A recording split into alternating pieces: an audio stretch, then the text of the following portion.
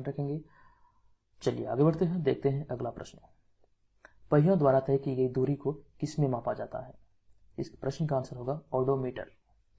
पहियों द्वारा तय की गई दूरी को मापा जाता है ओडोमीटर में। आंसर होगा ओडोमीटर। अगला प्रश्न, कौन सी धातु भाप के साथ अभिक्रिया नहीं करती है? कौन सी धातु भाप के साथ अभिक्रिया नहीं करती है? आंसर होगा सोना। राज्य लोक सेवा आयोग के सदस्यों की नियुक्ति कौन करता है? तो राज्य लोक सेवा के सदस्यों की नियुक्ति करता है राज्यपाल। ठीक है, तो राज्यपाल जो होता है किसी भी राज्य में, वो राष्ट्रपति का प्रतिनिधि होता है। तो इस बात का आप ध्यान रखेंगे। बढ़ते हैं अगला प्रश्न की ओर। अगला प्रश्न है, वर्ष 2011 की जनगणना के अनुसार भारत के किस राज्य में उच्च शिशु मृत्यु दर पाई गई थी? आंसर होगा मध्य प्रदेश। मध्य प्रदेश की राजधानी है भोपाल और यहीं पे भीमबेटका की गुफा है।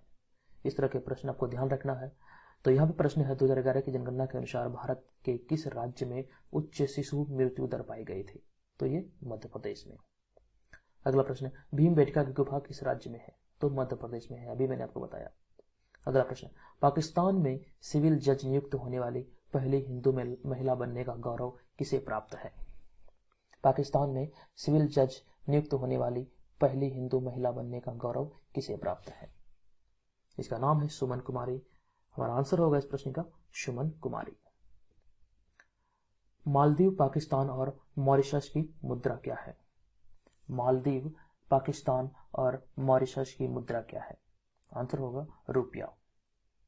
अगला प्रश्न है, उज्बेकिस्तान की राजधानी क्या है? आंसर होगा ताशकंद। उज्बेकिस्तान की राजधानी क्या है? ताशकंद इस प्रश्न का करेक्ट आंसर होगा। अगला प्रश्न, मेघदूतम के लेखक कौन है? तो कालिदास। ये काफी चर्चित रचना है कालिदास की, कई बार एग्जाम में पूछा गया है। मेघदूतम कालिदास की रचना है। परिस्थितिक तंत्र शब्द का प्रयोग किसने किया था? सबसे पहले परिस्थितिक तंत्र शब्द का प्रयोग ट्रांसले ने किया था। इसका नाम आपको याद रखना है, ट्रांसले। चलिए अगला प्रश्न है, यहाँ पे लोहा किससे निकाला जाता है? अभी मैंने कुछ देर पहले आपको बताया था कि लोहा का एसिड का नाम है हेमेटाइट, जबकि एल्युमिनियम बॉक्साइट से प्राप्त किया जाता है। अगला प्रश्न है, हृदय के लिए सबसे अधिक लाभदायक खाद्य तेल कौन सा है? हृदय के लिए यानी कि दिल के लिए सबसे अधिक लाभदायक खाद्य तेल यानी खाने वाला तेल कौन सा है? आंसर होगा जैतून का तेल, जिसे कि ऑलिव ऑयल के नाम से भी जाना जाता है। ऑलिव ऑयल यानी कि जैतून का तेल। अगला प्रश्न है, चाय की पत्तियों में सबसे अधिक महत्वपूर्ण उद्दीपक क्या है? तो चाय की पत्तियों में सबसे महत्वपूर्ण चीजें जो पाई जाती है उसका नाम है थीन। अगला प्रश्न है, मूल्य दाब किससे मापा जाता है? मूल्य दाब किससे मापा जाता है? इस प्रश्न का आंसर होगा ऑक्सेनोमीटर। मूल्य दाब ऑक्सेनोमीटर से मापा जाता है। नेक्स्ट प्रश्न, ईस्ट इंडिया कंपनी के भारत आने के समय भारत में किस बादशाह का शासन था? आंसर होगा जहांगीर। ईस्ट इंडिया कंपनी के भारत आने के समय भारत में किस बादशाह का शासन था? तो आंसर होगा जहांगीर। ईस्ट इंडिया कंपनी को भारत में व्यापार करने की अनुमति किस सन में मिली थी? तो ईस्ट इंडिया कंपनी को भारत में व्यापार करने की अनुमति मिली थी 1615 ईस्वी में। अगला प्रश्न, ईस्ट इंडिया कंपनी का भारत में पहला व्यापार किस स्थान पर बना? व्यापार केंद्र किस स्थान पर बना? तो ईस्ट इंडिया कंपनी ने सबसे पहला अपना फैक्ट्री जो लगाया था वो सूरत में लगाया था। तो आंसर होगा सूरत। ईस्ट इंडिया कंपनी का भारत में पहला व्यापार केंद्र सूरत में बना। अगला प्रश्न है, प्लासी का युद्ध किनके मध्य युद्ध हुआ था? तो ये ईस्ट इंडिया कंपनी और बंगाल के नवाब के बीच हुआ था प्लासी का युद्ध। अगला प्रश्न, ब्रिटिश भारत की राजधानी कलकत्ता से दिल्ली किस सन में स्थानांतरित की गई थी? प्रश्न है, ब्रिटिश भारत की राजधानी कलकत्ता से दिल्ली किस सन में स्थानांतरित की गई थी? ये सन है 1911। 1911 में जो भारत की राजधानी है वो कलकत्ता से दिल्ली की गई थी, यानी कि 1911 से पहले भारत की राजधानी कलकत्ता थी। अगला प्रश्न, भारत के प्रथम गवर्नर जनरल का नाम क्या है? तो ये नाम है विलियम बेंटिक। भारत के प्रथम गवर्नर जनरल का नाम है लॉर्ड विलियम बेंटिक। अगला प्रश्न है, ईस्ट इंडिया कंपनी ने टीपू सुल्तान पर किस सन में विजय प्राप्त की थी? तो 1792 ईस्वी में ईस्ट इंडिया कंपनी ने टीपू को हराया था और उस पर विजय प्राप्त की थी, टीपू सुल्तान को। तो इस सन है 1792। अगला प्रश्न है, झांसी की रानी लक्ष्मीबाई का अंग्रेजों के साथ युद्ध कब हुआ था, किस सन में हुआ था? तो झांसी की रानी लक्ष्मीबाई का युद्ध अंग्रेजों के साथ 1858 ईस्वी में हुआ था। कांग्रेस में गरम दल के संस्थापक कौन थे? आपको पता होना चाहिए कि कांग्रेस का जो स्थापना हुआ था वो 1885 ईस्वी में हुआ था, लेकिन कुछ दिन बाद इसमें मतभेद होने लगा और ये कांग्रेस जो पार्टी है वो दो भागों में बट गया, नरम दल और गरम दल में। तो यहाँ पे आपसे प्रश्न पूछा जाता है कि कांग्रेस में गरम दल के संस्थापक कौन थे? तो ये थे बाल गंगाधर तिलक। और आपको पता होना चाहिए कि बाल गंगाधर तिलक को इन्होंने एक नारा दिया था, बाल गंगाधर तिलक ने, वो कमेंट करके बताइए। काफी चर्चित वो नारा है बाल गंगाधर तिलक ने, स्वराज मेरा। ये मैं थोड़ा सा आपको हिंट दे रहा हूं, आप बताइए कमेंट करके इसका आंसर क्या होगा कि बाल गंगाधर तिलक ने एक नारा दिया था स्वतंत्रता संग्राम के अंतर्गत। आपको कमेंट करके बताना है इसका आंसर क्या होगा। अगला प्रश्न है, अंग्रेजों की गुलामी से मुक्ति पाने के लिए आजाद हिंद फौज की स्थापना किसने किया था? तो आजाद हिंद फौज की स्थापना किया था चंद्रशेखर आजाद ने। चंद्रशेखर आजाद ने अंग्रेजों की गुलामी से मुक्ति पाने के लिए आजाद हिंद फौज की स्थापना किया था। आंसर होगा चंद्रशेखर आजाद। भारत का प्रथम मुगल शासक कौन था? तो भारत का प्रथम मुगल शासक था बाबर। इन्होंने ही मुगल वंश की स्थापना की थी। अगला प्रश्न है, भारत में मुगल साम्राज्य किस सन में स्थापित हुआ था? भारत में मुगल साम्राज्य किस सन में स्थापित हुआ था? ये 1526 ईस्वी में बाबर द्वारा स्थापित किया गया था। अगला प्रश्न है, हुमायूं ने शेरशाह सूरी पर किस सन में विजय प्राप्त की थी? हुमायूं ने शेरशाह सूरी पर किस सन में विजय प्राप्त की थी? ये डेट है 1540। नेक्स्ट प्रश्न, पानीपत का द्वितीय युद्ध किनके बीच हुआ था? तो पानीपत का द्वितीय युद्ध हुआ था अकबर और हेमू के बीच में। अगला प्रश्न है, अकबर और महाराणा प्रताप के मध्य हुए युद्ध को किस नाम से जाना जाता है? तो इस प्रश्न का आंसर होगा हल्दी घाटी का युद्ध। आपने कई बार सुना होगा हल्दी घाटी का युद्ध। अगर आपसे प्रश्न पूछा जाए कि हल्दी घाटी का युद्ध किसके मध्य हुआ था, तो आप आंसर लिखेंगे अकबर और महाराणा प्रताप के बीच। अकबर और महाराणा प्रताप के बीच हल्दी घाटी का युद्ध हुआ था। किस बादशाह ने न्याय के लिए जंजीर लगवाया? प्रश्न है, किस बादशाह ने न्याय के लिए जंजीर लगवाया था? आंसर होगा जहांगीर। अगला प्रश्न है, शाहजहां की बेगम मुमताज महल, जिसके लिए शाहजहां ने ताजमहल बनाया था, उसकी मृत्यु कहां पर हुई थी? प्रश्न है, शाहजहां की बेगम मुमताज महल, जिसके लिए शाहजहां ने ताजमहल बनाया था, तो मुमताज महल की मृत्यु कहां हुई थी? तो इस प्रश्न का आंसर होगा बुरहानपुर। बुरहानपुर में मुमताज महल जो कि शाहजहां की बेगम थी, उसकी मृत्यु हुई थी। अगला प्रश्न है, औरंगजेब का मकबरा कहां पर है? औरंगजेब, देखिए यहां पे मैंने आपको बताया था अकबर का मकबरा कहां है, तो आपको वहां पे आंसर था सिकंदराबाद। तो यहां पे मैं भी आपको टिक बताता हूं, आप ध्यान देंगे औरंगजेब का मकबरा कहां है। यहाँ पे देखिए औरंग है और औरंगाबाद में भी औरंग है, तो आप इस तरह से रिलेट करके आप इसे ध्यान रख सकते हैं कि औरंगजेब का मकबरा औरंगाबाद में है। अगला प्रश्न है, बाबर की पुत्री का क्या नाम था? तो बाबर की पुत्री का नाम था गुलबदन बेगम। ये काफी महत्वपूर्ण है, बाबर की पुत्री का नाम था गुलबदन बेगम। अगला प्रश्न, फतेहपुर सीकरी शहर किस बादशाह ने बनाया था? किस बादशाह ने बसाया था या फिर बनाया था? आंसर होगा अकबर। फतेहपुर सीकरी का निर्माण अकबर द्वारा किया गया था। अगला प्रश्न, हल्दी घाटी युद्ध के शुरू होने से पूर्व अकबर की शाही सेना ने किस स्थान पर डेरा डाला था? इस प्रश्न का आंसर होगा शाहीबाग। प्रश्न है, हल्दी घाटी युद्ध शुरू होने से पूर्व अकबर की शाही सेना ने जिस स्थान पर डेरा डाला था उसे क्या कहा जाता है? इस प्रश्न का आंसर होगा शाहीबाग। अगला प्रश्न, राणा प्रताप के घोड़े की समाधि कहां स्थित है? राणा प्रताप की घोड़े की समाधि कहां स्थित है? तो आंसर होगा हल्दी घाटी में। हल्दी घाटी इस प्रश्न का करेक्ट आंसर होगा।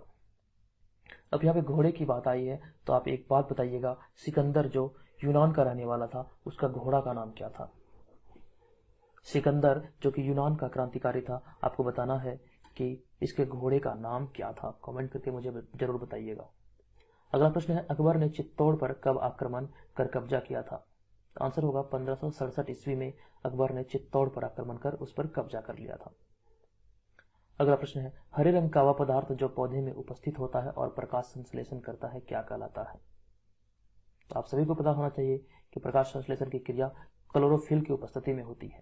तो हरे रंग का वह पदार्थ है क्लोरोफिल, जिसकी उपस्थिति में पौधे की पत्तियां प्रकाश संश्लेषण की क्रिया करती है? तो आंसर होगा क्लोरोफिल।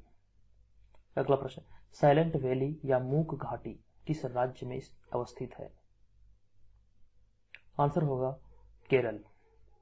साइलेंट वैली या मूक घाटी किस राज्य में अवस्थित है? इस प्रश्न का आंसर होगा केरल।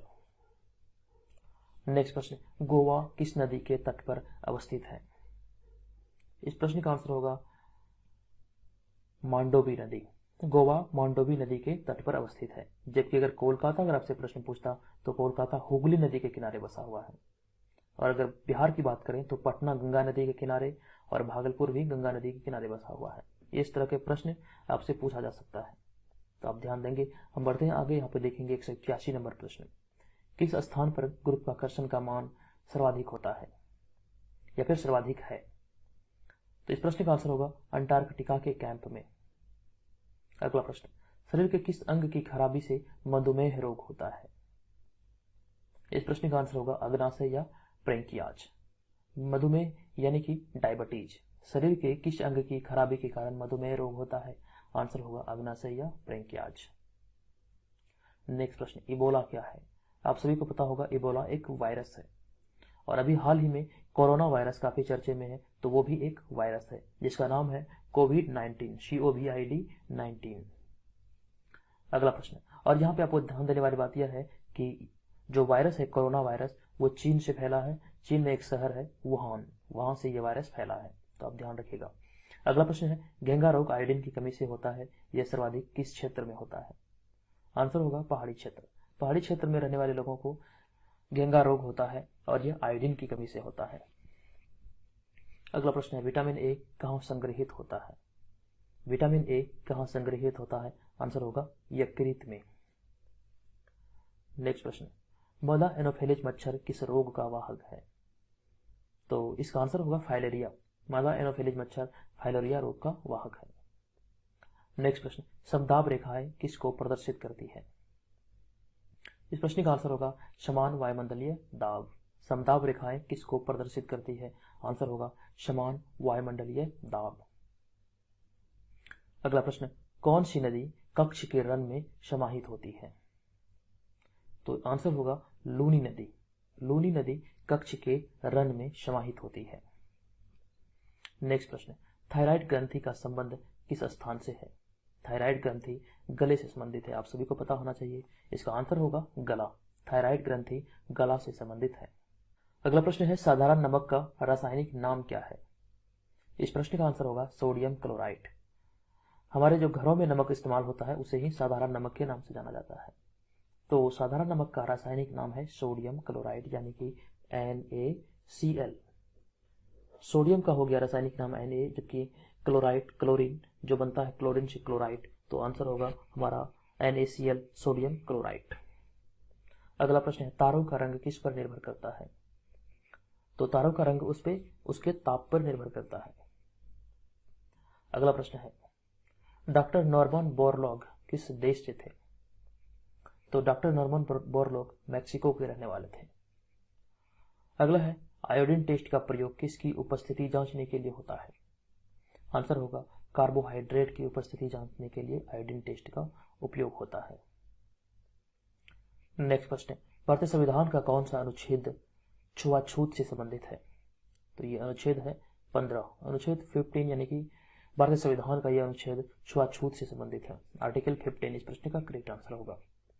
अगला प्रश्न, प्लास्टर ऑफ पेरिस का रासायनिक नाम क्या है? प्लास्टर ऑफ पेरिस का रासायनिक नाम क्या है? Calcium sulphate hydrate. Plaster of Paris का रासायनिक नाम कैल्शियम सल्फेट हाइड्रेट। नेक्स्ट प्रश्न, भारतीय राष्ट्रीय ध्वज की लंबाई और चौड़ाई का अनुपात क्या होता है? आप सभी को पता होना चाहिए, लंबाई और चौड़ाई का जो अनुपात है भारतीय राष्ट्रीय ध्वज का वह है 3:2, 3:2। नेक्स्ट प्रश्न, लोकसभा या विधानसभा के निर्वाचन में कोई पार्टी अपनी जमानत की राशि को खो देगा अगर उसे कुल मतों का कितना भाग प्राप्त हो? तो अगर उसे कुल मतों का 1/6 भाग से कम मत प्राप्त होता है तो कोई भी लोकसभा या विधानसभा पार्टी वो अपनी जमानत राशि खो देगा। तो आप ध्यान देंगे, यह है 1/6 भाग से कम मत प्राप्त होने की स्थिति में ऐसा होता है। नेक्स्ट प्रश्न, भारतीय कांग्रेस का प्रथम अधिवेशन दिसंबर 1885 में कहाँ हुआ था? तो ये मुंबई में हुआ था। आंसर होगा मुंबई। और भारतीय राष्ट्रीय कांग्रेस का स्थापना हुआ था 1885 में और इसका स्थापना किया गया था डॉक्टर एवो ह्यूम के द्वारा। ये एक अंग्रेज अधिकारी थे, इसी के द्वारा भारतीय राष्ट्रीय कांग्रेस की स्थापना की गई थी। और आपको पता होना चाहिए, जो यहाँ पे प्रश्न आपसे पूछा जा रहा है कि भारतीय राष्ट्रीय कांग्रेस का प्रथम अधिवेशन 1885 में कहाँ हुआ था, तो ये मुंबई में हुआ था। तो आपको ये पता होना चाहिए मुंबई में कहाँ हुआ था। तो गोकुल धाम संस्कृत उच्च विद्यालय में हुआ था। गोकुल धाम संस्कृत उच्च विद्यालय में हुआ था और इस अधिवेशन में 72 आदमी भाग लिए थे। तो आप इसे ध्यान देंगे, इसमें कुल 72 यानी कि 72 लोगों ने भाग लिया था। बढ़ते हैं आगे और यहाँ पे अगला प्रश्न है, एक दल लोकसभा में विपक्षी दल होने का दावा करता है, उसके पास न्यूनतम कितने सांसद होने चाहिए? तो आंसर होगा 55। अगर कोई दल लोकसभा में विपक्षी दल होने का दावा करता है तो उसके पास कम से कम 55 सांसद लोकसभा में होना चाहिए। आंसर होगा 55। अगला प्रश्न, ग्राम पंचायत का कोई सदस्य हस्तलिखित आवेदन मुखिया को समर्पित पत्र दे सकता है। आवेदन समर्पित करने के कितने दिनों के बाद त्यागपत्र को प्रभावी माना जाएगा? तो ये डेट है 7 दिन। प्रश्न है, एक बार मैं यहाँ पे फिर से रिपीट कर रहा हूँ, ग्राम पंचायत का कोई सदस्य हस्तलिखित आवेदन मुखिया को समर्पित कर सकता है और आवेदन समर्पित करने के कितने दिनों के बाद वो त्यागपत्र प्रभावी माना जाएगा? आंसर होगा 7 दिन के बाद। 7 दिन के बाद वो जो त्यागपत्र होगा वो प्रभावी माना जाएगा। भारत में प्रथम आम चुनाव कब संपन्न कराए गए थे? तो दोस्तों सभी प्रश्न यहाँ पे वन लाइनर प्रकार के हैं। भारत में प्रथम आम चुनाव कब संपन्न कराए गए थे? इस प्रश्न का आंसर होगा 1952 में। नेक्स्ट प्रश्न, मनरेगा योजना का खर्च केंद्र और राज्य के बीच किस अनुपात में वहन किया जाता है? यह गलती से वाहन लिखा गया है। प्रश्न है, मनरेगा योजना का खर्च केंद्र और राज्य के बीच किस अनुपात में वहन किया जाता है? इस प्रश्न का आंसर होगा 75:25। नेक्स्ट प्रश्न, कौन सी पंचवर्षीय योजना अनावृष्टि और 2 युद्धों के कारण प्रभावित हुआ था? कौन सी पंचवर्षीय योजना अनावृष्टि और 2 युद्धों के कारण प्रभावित हुआ था? आंसर होगा तृतीय पंचवर्षीय योजना। अगला प्रश्न, बिहार में किसान सभा की स्थापना किसके द्वारा की गई थी? ये प्रश्न काफी महत्वपूर्ण है, कई बार ये प्रश्न को रिपीट किया गया है। बिहार में किसान सभा की स्थापना किसके द्वारा की गई? आंसर होगा सहजानंद सरस्वती। यह प्रश्न ऐसा प्रश्न है, बीपीएससी कई बार ये प्रश्नों को विभिन्न प्रकार से घुमा फिरा के पूछी है। तो आप ध्यान देंगे, बिहार में किसान सभा की स्थापना सहजानंद सरस्वती के द्वारा किया गया था। नील दर्पण के रचनाकार कौन थे? यह प्रश्न भी ऐसा प्रश्न है जो एक बार नहीं बल्कि कई बार रिपीट हुआ है। इस प्रश्न का आंसर होगा दीनबंधु मित्र। नेक्स्ट प्रश्न, किस कमेटी का संबंध पंचायती राज से है? तो यहां पर आंसर होगा बलवंत राय मेहता कमेटी। दोस्तों एक बार पुनः आप सभी को याद दिला दूं, ये सभी प्रश्न बीपीएससी एग्जाम में पूछे हुए प्रश्न हैं, तो पूरे वीडियो को आप ध्यानपूर्वक देखिएगा। चलिए अगला प्रश्न है, सामुदायिक विकास कार्यक्रम का सार क्या था?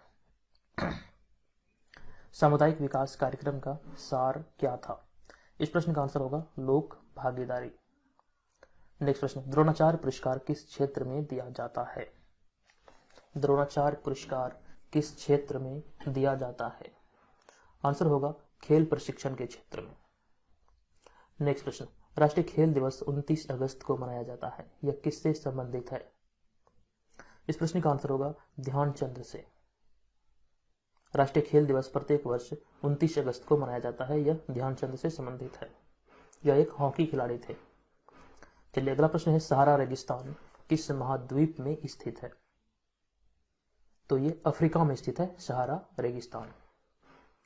नेक्स्ट प्रश्न, डुरंड कप किस खेल से संबंधित है? डुरंड कप किस खेल से संबंधित है? इस प्रश्न का आंसर होगा फुटबॉल से। नेक्स्ट प्रश्न, वर्ष 2014 के नोबेल पुरस्कार विजेता कौन थे? काफी महत्वपूर्ण प्रश्न है।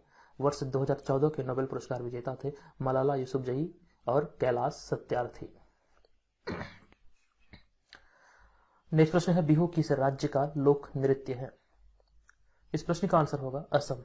बिहू असम राज्य का लोक नृत्य है, जबकि घूमर राजस्थान का है। अगला प्रश्न, पेरू की राजधानी कहाँ है? इस प्रश्न का आंसर होगा लीमा। पेरू की राजधानी कहाँ है? आंसर होगा लीमा। चेरनोबिल परमाणु संयंत्र जो अब बंद है कहां पर है? चेरनोबिल परमाणु संयंत्र जो अब बंद है फिलहाल, यह कहां पर है? आंसर होगा यूक्रेन में। नेक्स्ट प्रश्न, जापान की मुद्रा क्या है? इस प्रश्न का आंसर होगा येन। दोस्तों, मुद्रा से संबंधित एक मैंने आपसे प्रश्न पूछा था कम्युनिटी बॉक्स में यूट्यूब पर। वहां पे प्रश्न था, क्रोना किस देश की मुद्रा है? तो आंसर होगा स्वीडन। और एक ऐसा देश है उसका भी मुद्रा क्रोना ही है। आप कमेंट करके बताइए, स्वीडन के अलावा वह कौन ऐसा देश है जिसका मुद्रा क्रोना है? कोरोना वायरस नहीं, बल्कि क्रोना। चलिए अगला प्रश्न है, ट्रेन टू पाकिस्तान पुस्तक के लेखक कौन है? ट्रेन टू पाकिस्तान पुस्तक के लेखक कौन है? बहुत ही इंपॉर्टेंट पुस्तक है, कई बार ये प्रश्न एग्जाम में रिपीट हुआ है। इस प्रश्न का आंसर हो जाएगा खुशवंत सिंह। ट्रेन टू पाकिस्तान के लेखक हैं खुशवंत सिंह। नेक्स्ट प्रश्न, विंग्स ऑफ फायर के लेखक कौन है? इस प्रश्न का आंसर होगा Abdul Kalam Azad. Wings of fire के लेखक हैं अब्दुल कलाम आजाद। अगला प्रश्न, भारत की खोज पुस्तक के लेखक कौन है? तो भारत की खोज पुस्तक के लेखक है जवाहरलाल नेहरू। यानी कि डिस्कवरी ऑफ इंडिया के लेखक कौन है? इस प्रश्न का आंसर होगा जवाहरलाल नेहरू, जो कि भारत के प्रथम प्रधानमंत्री थे। नेक्स्ट प्रश्न, किस देश को sugar ball of the world के रूप में जाना जाता है? चीनी का कटोरा के रूप में किस देश को जाना जाता है? इस प्रश्न का आंसर होगा क्यूबा। आप सभी को पता है इसका आंसर होगा क्यूबा। नेक्स्ट प्रश्न, जल का घनत्व किस तापमान पर सर्वाधिक होता है? तो इस प्रश्न का आंसर होगा 4 डिग्री सेल्सियस पर जो जल है उसका घनत्व सबसे अधिक होता है। नेक्स्ट प्रश्न, संयुक्त राष्ट्र संघ का गठन किस वर्ष हुआ था? संयुक्त राष्ट्र संघ का गठन किस वर्ष हुआ था? इस प्रश्न का आंसर होगा 1945 में। यूएनओ का स्थापना दिवस है 1945। नेक्स्ट प्रश्न, भारत की आजादी के समय भारत के वायसराय कौन थे?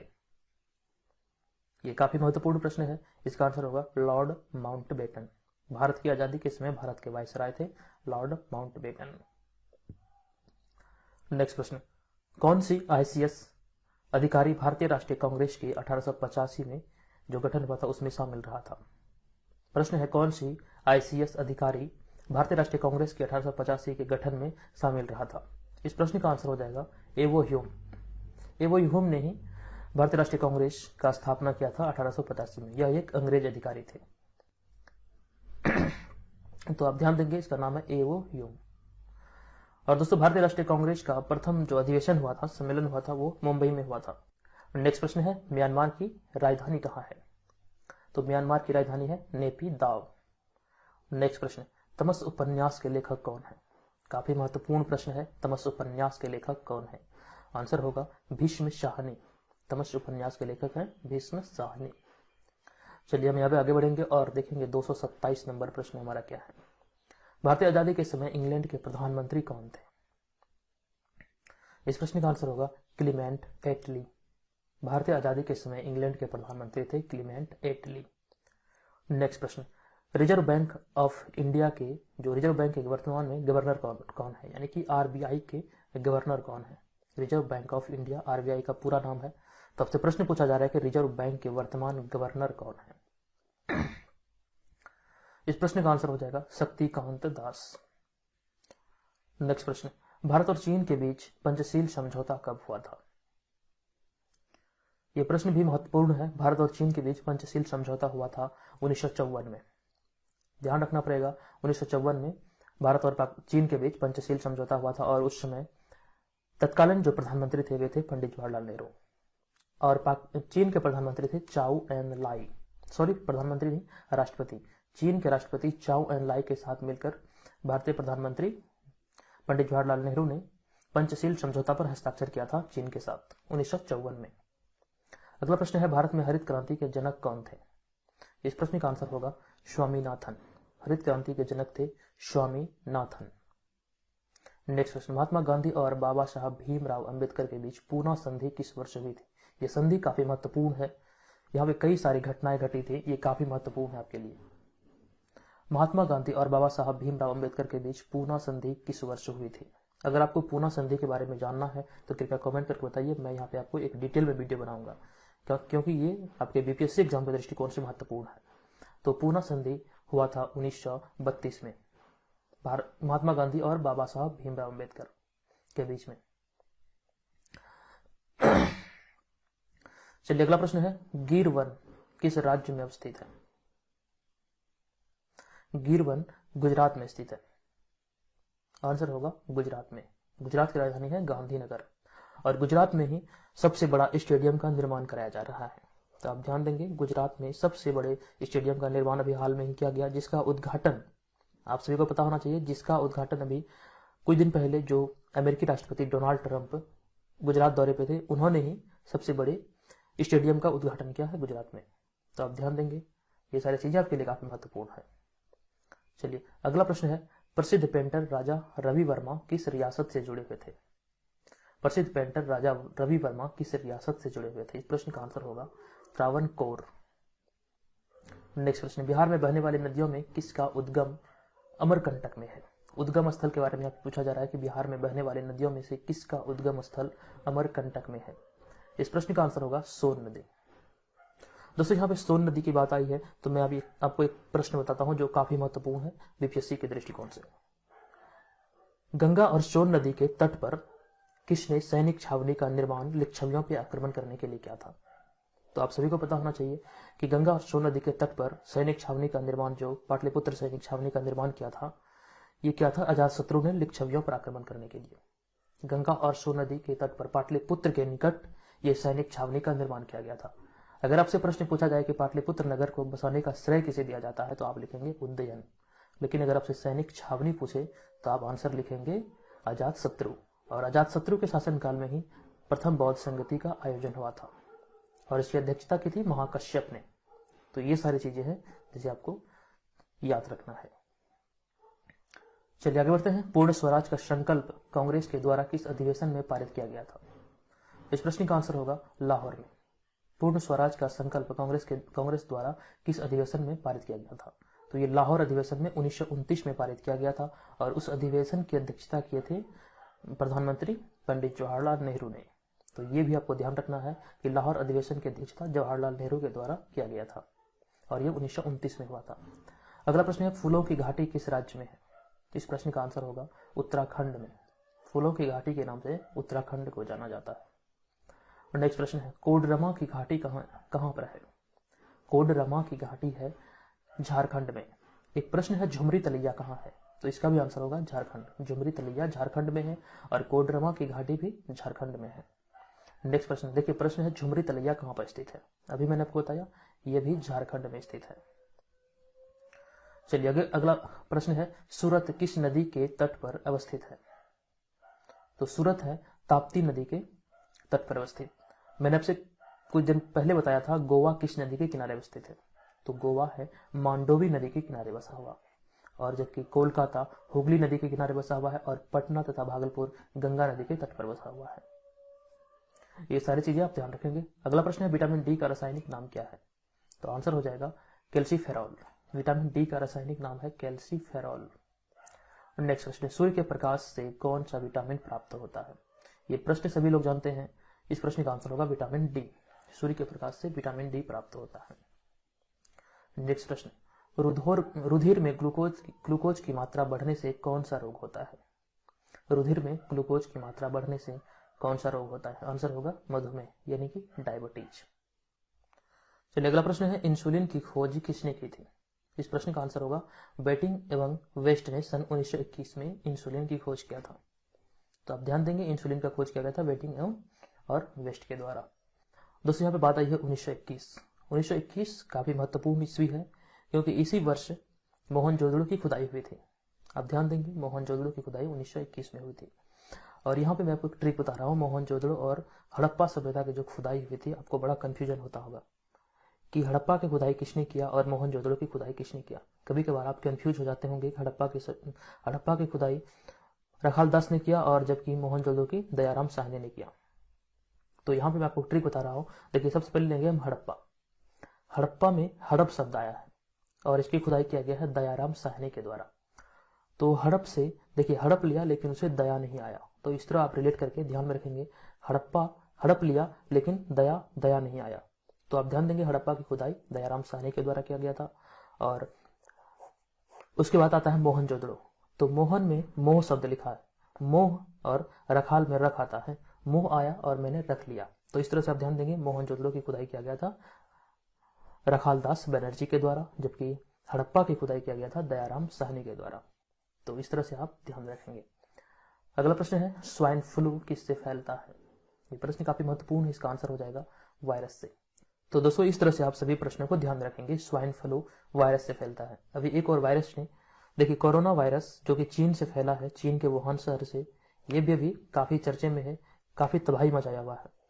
तो ये वायरस भी काफी महत्वपूर्ण है। आप ध्यान देंगे इसका नाम जो रखा गया है वैज्ञानिकों द्वारा कोविड-19, COVID-19 इसका नाम रखा गया है। कोरोना वायरस से संबंधित मैंने एक वीडियो तैयार किया है, वो आपको 1-2 दिन में प्रोवाइड किया जाएगा। वहां पे कुछ महत्वपूर्ण प्रश्नों को मैंने सिलेक्ट किया है जो एग्जाम के दृष्टिकोण से महत्वपूर्ण है, तो चैनल पे जल्द ही अपलोड होगा। चलिए आगे बढ़ते हैं, हम देखेंगे अगला प्रश्न। अगला प्रश्न है पित्त का स्राव कहाँ से होता है? इस प्रश्न का आंसर हो जाएगा यकृत से। पित्त का स्राव होता है यकृत से। नेक्स्ट प्रश्न है मृत आरबीसी को किसके द्वारा नष्ट किया जाता है? मृत आरबीसी को किसके द्वारा नष्ट किया जाता है? देखिए आरबीसी का फुल फॉर्म होता है red blood cells, blood cells, red blood cells. तो मृत आरबीसी को किसके द्वारा नष्ट किया जाता है? इस प्रश्न का आंसर हो जाएगा यकृत द्वारा। नेक्स्ट प्रश्न है किस रोग को हाथी पांव भी कहते हैं? इस प्रश्न का आंसर हो जाएगा फाइलेरिया को। किस रोग को हाथी पांव भी कहते हैं? इस रोग का आंसर हो जाएगा फाइलेरिया। नेक्स्ट प्रश्न है लूनी नदी की पानी कैसी है? इस प्रश्न का आंसर होगा नमकीन। लूनी नदी की पानी नमकीन है, यानी कि सॉल्टी है। अगला प्रश्न है वह तारे जिसका पृष्ठ ताप उपेक्षाकृत निम्न है किस रंग के होते हैं? देखिए मैं आपको एक प्रश्न बताया था कि तारे का रंग किस पर निर्भर करता है, तो आंसर होगा उसके ताप पर। देखिए प्रश्न है वह तारे जिसका पृष्ठ ताप उपेक्षाकृत निम्न होता है वह किस रंग के होते हैं? इसका आंसर हो जाएगा लाल रंग के। अगला प्रश्न वैसे तारे जिसका पृष्ठ ताप अधिक होता है वह किस रंग के होते हैं? तो आंसर हो जाएगा हमारा सफेद रंग के। तो आप ये डिफरेंस याद रखिएगा, वह तारे जिसका पृष्ठ ताप उपेक्षाकृत निम्न होता है तो वह तारा का रंग होगा लाल, जबकि वैसे तारे जिसका पृष्ठ ताप अधिक होता है वह तारा सफेद रंग का होगा। नेक्स्ट प्रश्न है तारे जिनका पृष्ठ ताप अत्यधिक उच्च होता है किस रंग के होते हैं? अत्यधिक पृष्ठ ताप वाले तारे किस रंग के होते हैं? इसका आंसर हो जाएगा नीले रंग का। तो ये तीनों प्रश्न काफी महत्वपूर्ण है। चलिए आगे बढ़ते हैं। अगला प्रश्न है विश्व में हरित क्रांति का जनक किसे कहा जाता है? इस प्रश्न का आंसर होगा डॉक्टर नॉर्मन बोरलॉग। मैंने कुछ देर पहले आपको प्रश्न बताया था कि भारत में हरित क्रांति का जनक स्वामीनाथन को कहा जाता है, जबकि विश्व में हरित क्रांति का जनक डॉक्टर नॉर्मन बोरलॉग को कहा जाता है। तो आप इसे ध्यान रखेंगे। अगला प्रश्न है भारत में हरित क्रांति का सर्वाधिक प्रभाव किस फसल पर पड़ा? तो ये पड़ा था गेहूं पर। सर्वाधिक प्रभाव जो भारत में पड़ा था हरित क्रांति का वो गेहूं फसल पर पड़ा था। अगला प्रश्न है भारत में हरित क्रांति का जनक किसे कहा जाता है? देखिए ये प्रश्न एक बार फिर से रिपीट हो गया, यहाँ पे इस प्रश्न का आंसर हो जाएगा MS स्वामीनाथन। अगला प्रश्न है कार्बोहाइड्रेट कितने प्रकार के होते हैं? इस प्रश्न का आंसर होगा 3 प्रकार के।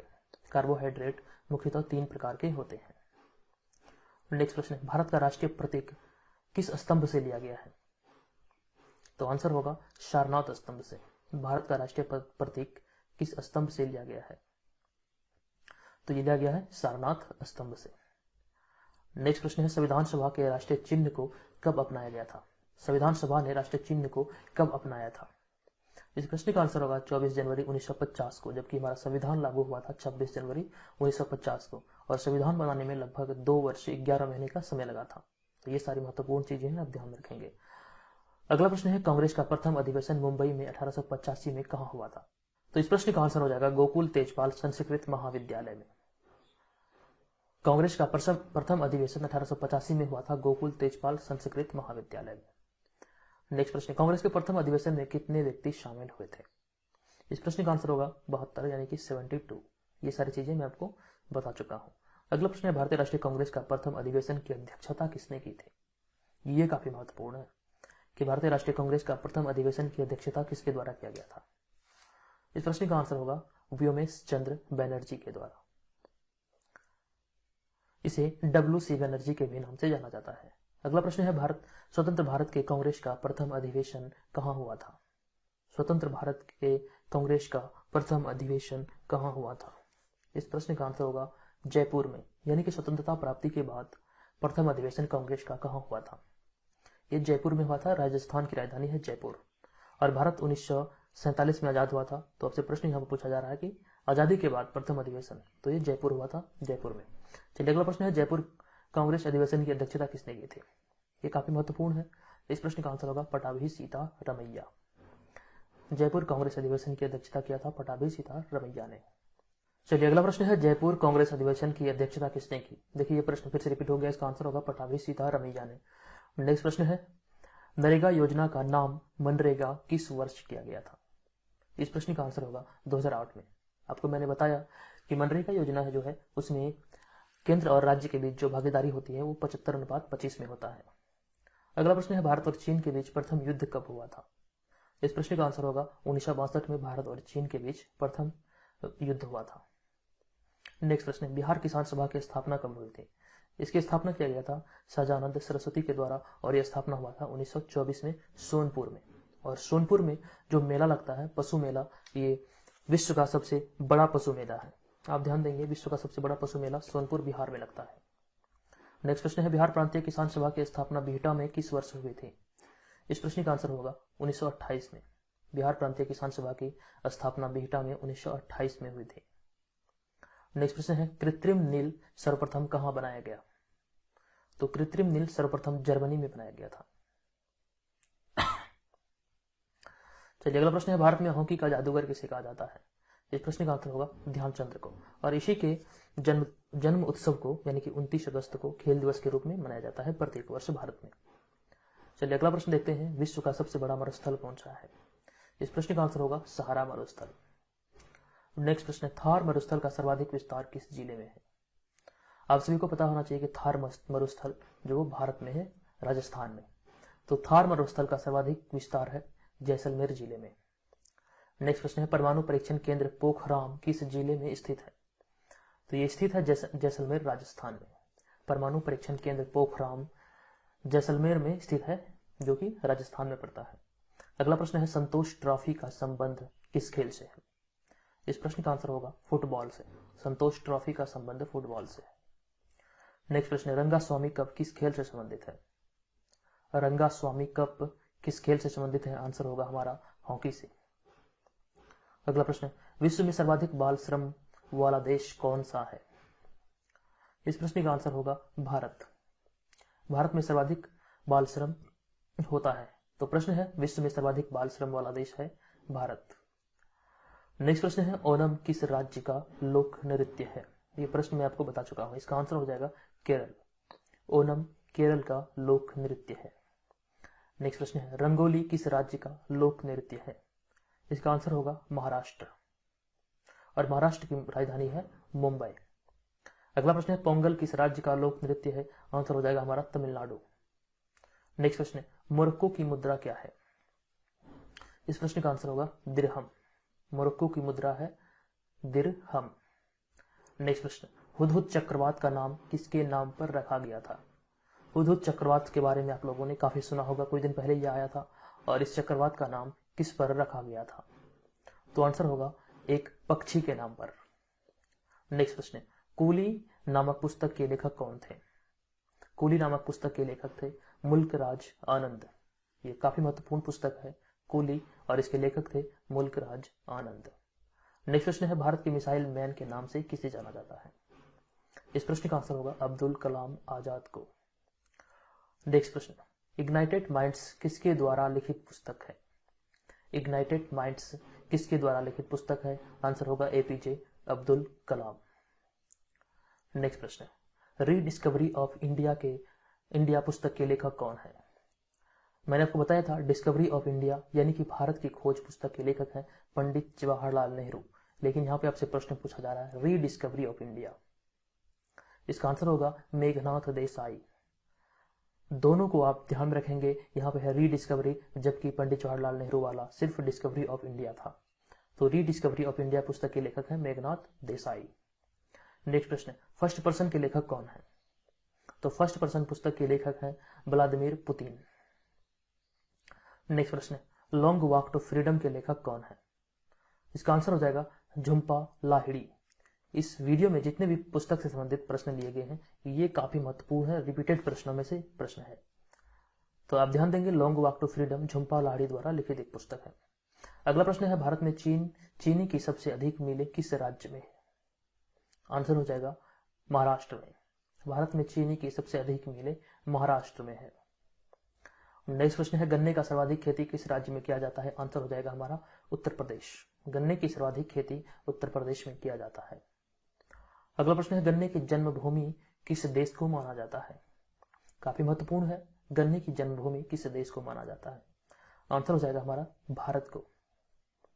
नेक्स्ट प्रश्न, चीनी में किसकी मात्रा अधिक होती है? इस प्रश्न का आंसर हो जाएगा